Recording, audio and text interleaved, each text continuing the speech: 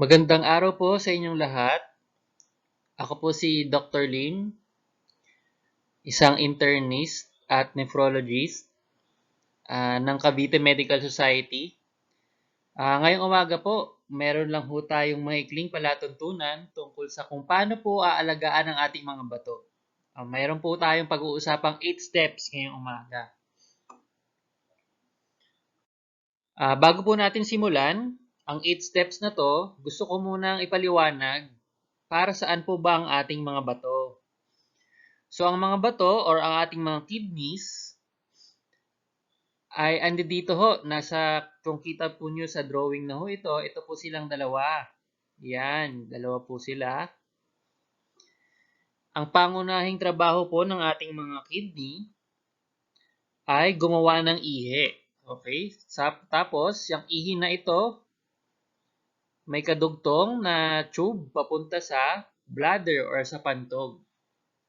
Okay, sa kabilang side, ito naman po yon. May tube yan, papunta sa pantog. Ito po yung pantog o bladder. Pag napuno na po yung pantog ng ihi, saka po natin mararamdaman na naiihi na tayo. At syempre, tayo na po yung magsi-CR at iihi na po tayo. Ngayon, ang paggawa po ng ihi ng kidney ay napakahalagang trabaho ho. Kasi ho, kung tayo po ay magkaroon ng kidney failure or masira ang ating mga bato, sa halip po na napapalabas ang mga lason sa katawan, naiipon po ito at nag-accumulate or naiipon sa ating katawan at marami pong itong pwedeng maging komplikasyon. Kaya po napakahalaga na pangalagaan po natin ang ating mga bato. Dahil po kapag ito po ay nasira, ito po yung patutunguhan natin kung tayo po ay magpapabaya sa ating kalusugan, mapupunta po tayo sa dialysis na wala naman pong may gusto kahit sino po, no? Okay, so dahil po dyan, tumungo na ho tayo sa susunod na bahagi ng ating lecture. Dahil ayaw natin mapunta sa dialysis, kailangan pangalagaan po natin ang ating mga bato. Meron po tayong pag-uusapan na 8 paraan upang mapangalagaan ang ating mga bato. Okay po? So, ang unang paraan para mapangalagaan ang ating mga bato, gaya ng nakikita nyo dito sa mga picture natin, ano nakasulat dyan? Kailangan natin pong mag-exercise. Yan, tama po. So, ang pag-exercise po ay napakahalaga, hindi lang po para sa ating mga bato, kundi sa ating buong katawan. Siyempre ho, pag malusog ang katawan, malusog din ang puso, ang baga, at ang ating mga bato. Ngayon, ano ho bang klaseng exercise ang pinakamaganda? Kailangan po bang magbuhat tayo ng ganito kabigat katulad ni Heidi Lim Diaz? Kailangan po ba ganyang ka-intense ang exercise? Or pwede po bang naglalakad-lakad or nagja-jogging-jogging lang katulad po nung picture dito sa baba na sinasabuyan din ng mga bubbles at kulay-kulay? Pwede ho ba 'yon? Or kailangan po ba nasa mamahaling gym at nag-aerobics or nagtataybo o nagzuzumba? Ayon sa World Health Organization, ang recommendation po nila para mapanatiling malusog ang ating mga katawan, ang recommendation lang naman po ay 30 minutes 5 times a week. Ibig sabihin po, kung 30 minutes na lakad, kahit pabagal or mas mabilis, depende ho sa kondisyon ng ating katawan, yun po ay sapat na para mapanatiling malusog ang ating katawan. So, ang pinaka-minimum lang ho para sa ating lahat, 30 minutes per day, 5 times a week. Kung kaya hong mag-jogging, mas maganda. Kung hindi ho kaya, wala naman pong problema. Basta po, maglaan tayo ng 30 minutes ng araw natin para lang ho mag-exercise. Okay? Hindi ho kailangan magbuhat ng sobrang bigat katulad po ni Heidi Lim Diaz. Okay po? So, ang first step natin para mapangalagaan ang ating mga bato ay mag-exercise. Okay? So, next na po tayo. Ano itong picture na to? Yung iba ho siguro sa atin, nakita na rin to sa iba pong mga lecture or sa mga ibang palatuntunan.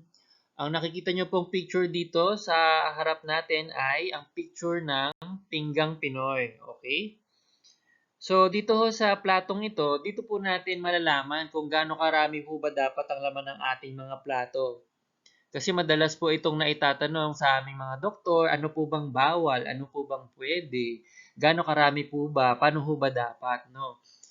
Ngayon, para sa mga taong wala naman hong karamdaman, wala naman hong sakit, at gusto lang hong mapanatiling malusog ang ating katawan, ang plato po natin, kailangan po nating i-imagine na may 4 na parts, gaya po ng nasa drawing na ito, no?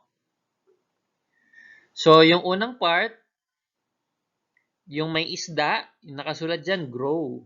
Grow, ito po itong grow. Yan, okay. So, makikita nyo dyan, yung 1/4 po ng plato, dapat ang laman ay grow foods. Ano po bang ibig sabihin ng grow? Yun po yung mga protein, o yun yung parang kumbaga, yun yung ulam po natin. Pwede po yan isda, pwedeng mga lamang dagat, pwede rin hong karne, gaya ng baboy, manok, or baka. So, kung gaano karami, ang tansya po natin, kailangan 1/4 lang po siya ng ating pinggan. Okay? So, ano naman po yung isa pa po dito nasa baba? Ibang kulay naman ang gamitin natin. Itong go naman. Ano yung go? So, mapapansin niyo dito, ang go ay yung mga carbohydrates. So, madalas sa ating mga Pilipino, ang carbohydrates natin ay syempre, hindi mawawala sa araw-araw nating buhay, syempre po ang kanin. So, gaano karami ho? Based po dito sa plato, sa pinggang Pinoy na to, so mga tansya natin, mga 1/4 po ng plato, ang pwedeng ilaan para po sa kanin. O kaya, kung sa ibang lugar po sa Pilipinas, ang ginagawa nilang carbohydrates, mais, pwede rin ho yun, or kaya kamote, pwede rin ho yun, or sa ibang lugar pa sa mundo, siguro patatas naman ang ginagawa nilang parang kanin nila. So, pwede rin ho naman yun. Tapos kung mapapansin nyo ho, itong kalahati po, kalahati ng pinggan. Kuha tayo ng isa pa pang kulay. Ito po. Itong kalahati ng pinggan, nakalagay dyan, glow foods. O ano ho bang ibig sabihin nun? Ano bang pwedeng pagkain po yung nandoon? So, ibig sabihin nito, sa platong ito, ang kalahati po nung laman dapat ay, ito pong nasa baba, gulay, mga green leafy vegetables. Dito naman sa taas, mga prutas naman. So, ito, nakalagay dito sa akin. So, sa ganitong paraan po, sa pagtatansya natin, dapat ganito po yung itsura ng malusog na diet po ng bawat Pilipino, no? Hindi naman ho natin kailangan busisiin pa kung ilang gramo, ilang calories ho yan, pero dito lang po sa simpleng diagram ng pinggang Pinoy, mas madali natin pong matatansya kung ang kain po ba natin ay masyado bang maraming kanin, masyado bang maraming ulam, or sakto lang. Okay? So ito ho, ulitin lang natin yung 1/4 sa ulam, 1/4 sa kanin, tapos yung kalahati po ng pinggan natin sa gulay at prutas. Okay? Okay, sunod na tayo sa susunod nating paraan upang pangalagaan ang ating mga bato. Okay, ano hong nakasulat dyan? Nasa picture? So, para po sa hindi pa pamilyar sa ganitong test, ito po yung capillary blood glucose. So, meron lang pong maliit na tinuturok sa daliri para lumabas yung dugo. Tapos yung dugo, dinidikit dun sa glucometer. So, instrumento lang ho yan para malaman kung gaano kataas yung blood sugar natin. Bakit ho mahalaga ho ito? Bakit napakahalaga na malaman yung blood sugar natin? Kasi ho, sa ating mga Pilipino, ang pinakamadalas pong dahilan kung bakit nagkakaroon ng kidney failure or pagpalya ng bato or yung iba ho na dialysis, ang pinakamadalas pa rin po talagang dahilan ay diabetes, okay? So, ang diabetes po, isang sakit po yan kung saan masyado pong nagiging mataas ang blood sugar natin, okay? So, para lang humalaman kung mataas ba talaga or mababa, kailangan po talagang matest. Hindi po yan pwedeng hulaan na yung itsura nito mukhang mataas yung blood sugar, itsura nito masyadong mababa or normal. Kailangan po talagang ititest, okay? Yung pinakamadali pong paraan, itong nasa picture na ito, yung capillary blood glucose. Pero bukod po dito, meron pa rin pong iba pang mga test, iba pang pamamaraan para mas malaman po ng eksakto kung ano po talaga ang blood sugar natin. Ano? Okay, pero sa madaling salita, napakahalaga ho na malaman ang blood sugar natin para malaman kung may diabetes at kung may diabetes man, magamot o makontrol para ho hindi ho tayo humantong sa kidney failure at sa pagdadialysis po. Okay, ang sunod naman po ay ang next nating kailangan alagaan ay ang ating mga blood pressure. Dito sa atin, sa Pilipinas, ang pumapangalawang dahilan para ho masira ang kidney natin, ang pangalawang dahilan sa pinakamadalas na dahilan para ho masira ang kidney ay ang masyadong mataas na blood pressure or tinatawag nating hypertension. Ngayon, para ho masabi kayo po ay may high blood or may hypertension, hindi naman ho yan nalalaman based sa kung masakit ba ang batok, masakit lang ba ang ulo, nahirapan huminga, may masakit sa dibdib. Kung minsan naman ho, actually mas madalas pa nga po, wala naman pong nararamdaman yung mga tao pong mataas ang blood pressure. So ang tanging paraan lang po para malaman kung mataas ba or mababa ang blood pressure ay syempre kuhanan po kayo ng blood pressure. So dito po pinapakita sa drawing sa picture na to, syempre yung manual po na pagkuha ng blood pressure. So ito ginagawa po ng nurse or pwede po ng barangay health worker, pwede rin po ng doktor sa clinic. Kung hindi naman po marunong gumamit ng ganitong klaseng instrumento, meron din po mga nabibilang digital na pangkuha ng blood pressure. Kung minsan ho, hindi ho masyadong, may mga mangilan-gilan po na hindi masyadong accurate yung pagkakakuha kasi digital. Pero siguro po kung may pagdududa kung talaga bang mataas or talaga po bang mababa yung nakukuha sa digital, mas mainam pa rin po magpakuha kayo ng blood pressure gamit yung manual na kinukuha ng marunong gumamit noon. Usually po barangay health worker or nurse or doctor po. Okay, so napakahalaga po na malaman kung tayo po ay may mataas na blood pressure kasi po kung hindi ito na control or pag ito ay napabayaan ng ilang taon, kakahantungan po natin, masisira ang kidney at madadialysis po tayo. Okay? So next naman po, ano pong nakikita natin sa picture na to? Ang nakikita natin dito, si Cesar Montano, uminom ng tubig, okay? So para ho mapangalagaan natin ang ating mga bato, kailangan po natin uminom ng tubig. Hindi naman po natin kailangan nature spring, mineral water. Hindi naman po kailangan kung ano yung iniinom ni Cesar Montano, yun din po ang iinumin natin. Basta ho, malinis na tubig, yun po ang kailangan natin. Ngayon, ang pinakamadalas pong tanungin, gaano karami, no? Ang natutunan natin mula po pagkabata, yung 8 hanggang 10 baso ng tubig kada araw.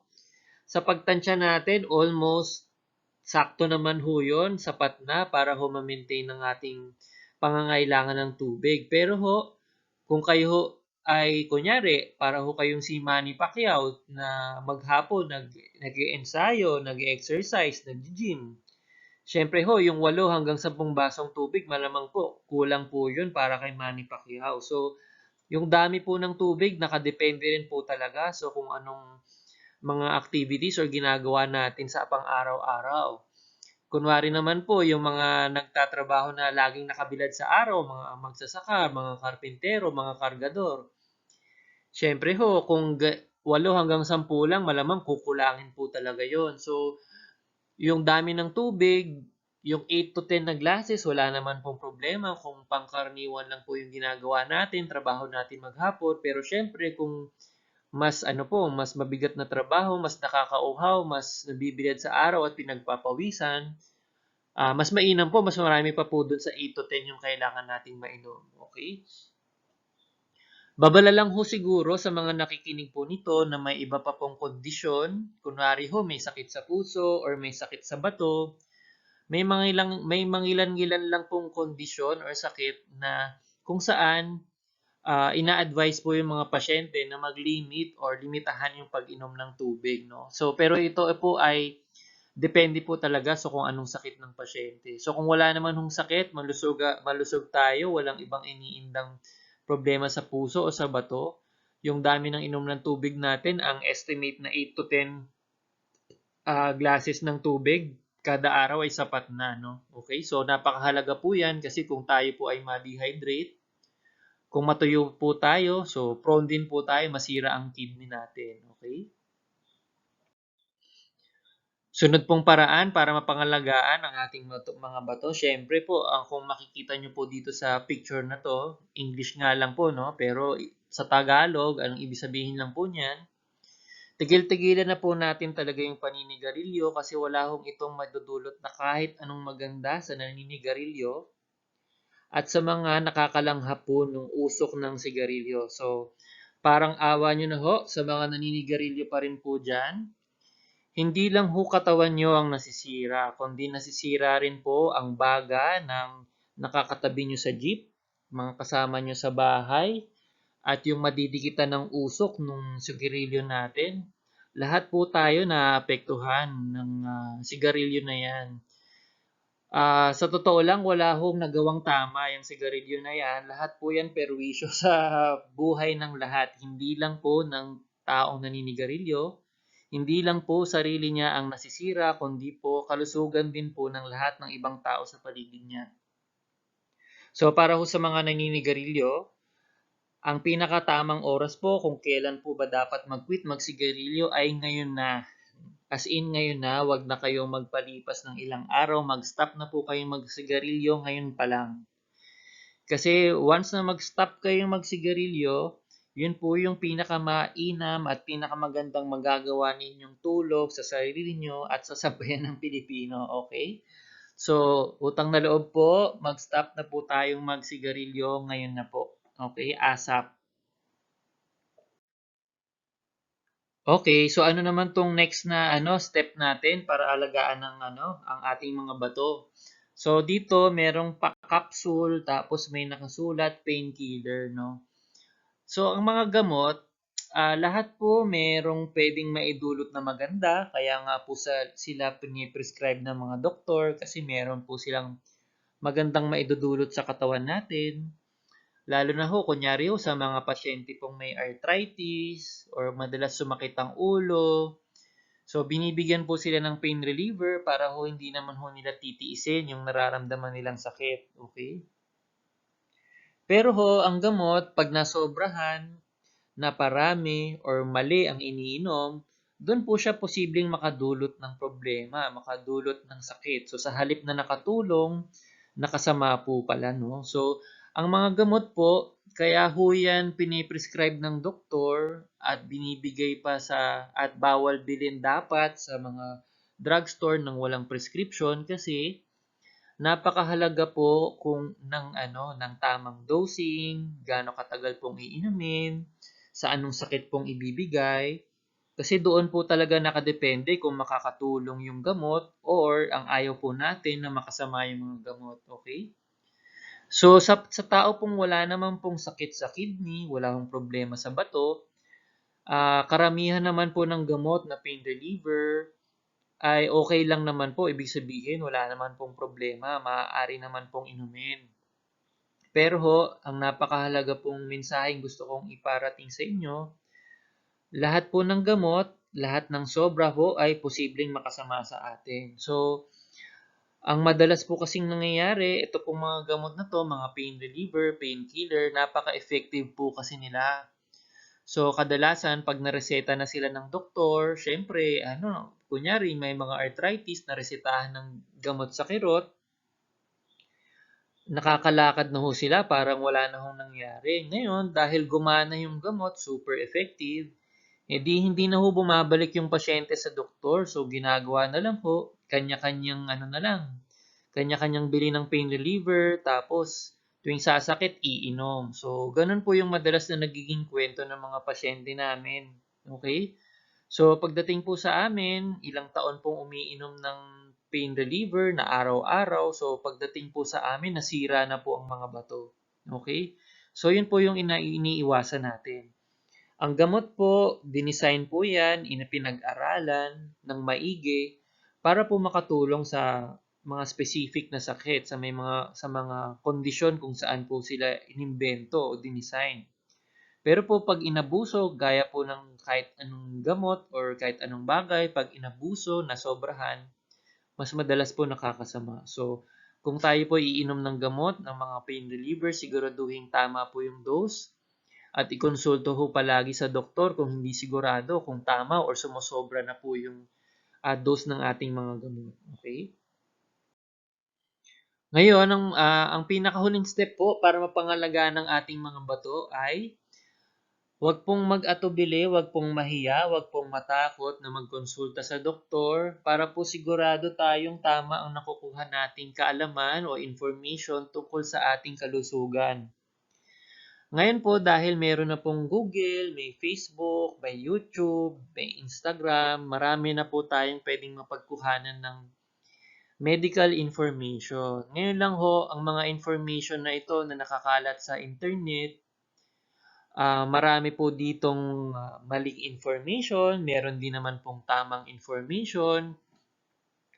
Pero alalahanin po natin yung mga information na ito ay para sa general public or para sa, kumbaga parang sa madlang people, parang hindi siya specific para sa iyo talaga, okay?